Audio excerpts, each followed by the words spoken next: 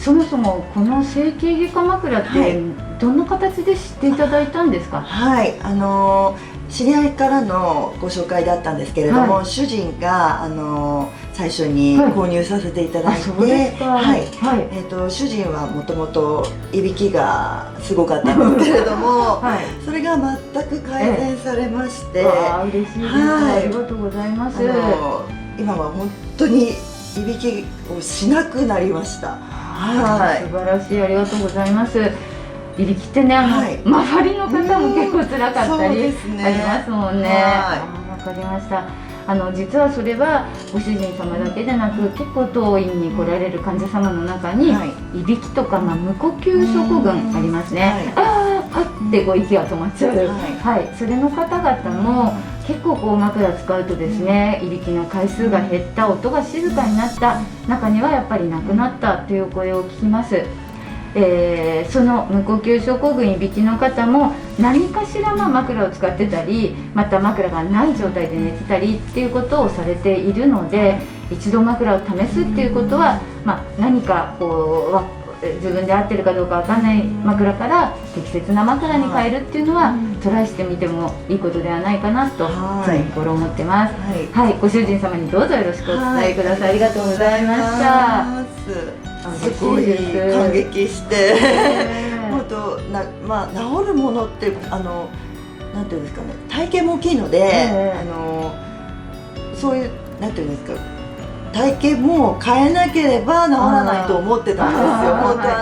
痩せたりとか、そういうのじゃなければ治らないと思ってたことが、本当枕一つで改善されて、本当に衝撃的だったんですね。ご身長体重どのぐらいです？180に90キロぐらい。大きいですね。お相撲さんの家系なんですよ。本当のお相撲さんの？そう、ひいおじいちゃんがお相撲さんだった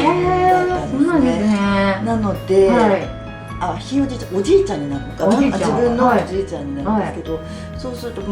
お父さんも結構がたいがもうがっつりしてる方で。で息子なので、お父さん息子でおじいちゃんのお相撲さんだったので、ちょっと体型的には小柄で、そうですね。結構ですね、高血圧とか成人病の原因になっちゃうんですよ。低酸素って悪いわけなので、そういう意味でも十分呼吸が空いてるって大事なことですのでね。いや本当にびっくりして、本当さっきの痩せたんじゃないかなっていうのは。やっぱり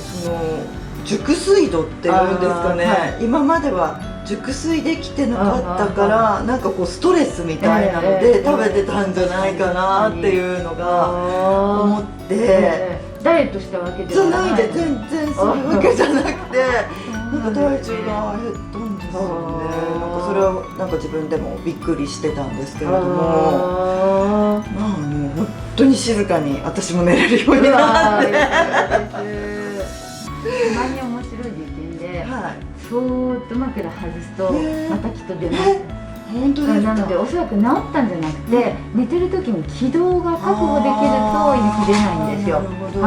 なのでそれぐらい枕ってあればいいし、ないとダメっていう天井なんですよね。この動画をご覧くださった皆さん、高評価、チャンネル登録お待ちしています。よろしくお願いいたします。